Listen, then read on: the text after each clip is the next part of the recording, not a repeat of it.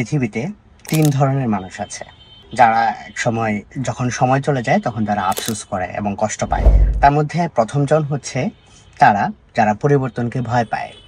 নতুন জিনিস আসে, পৃথিবী চেঞ্জ হয়, সিস্টেম চেঞ্জ হয়, কিন্তু তারা সেই আগের কমফোর্টেবল জায়গায় বসে থাকে। যখন সময় চলে যায় তখন আফসোস করে যে একটু সাহস করে যদি শুরু করতে পারতাম রাইট টাইমে, তাহলে মনে হয় খুব ভালো হতো।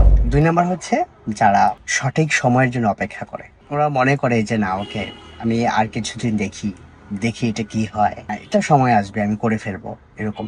বাট একটা সময় এভাবেই আসলে দিন যায়, বছর যায়, ওই শুরুটা করা হয়ে ওঠে না। ৩ নাম্বার টাইপ হচ্ছে এমন মানুষ যারা অন্যের কথায় প্রভাবিত হয়ে নিজের স্বপ্নকে ধামাচাপা দিয়ে রাখে।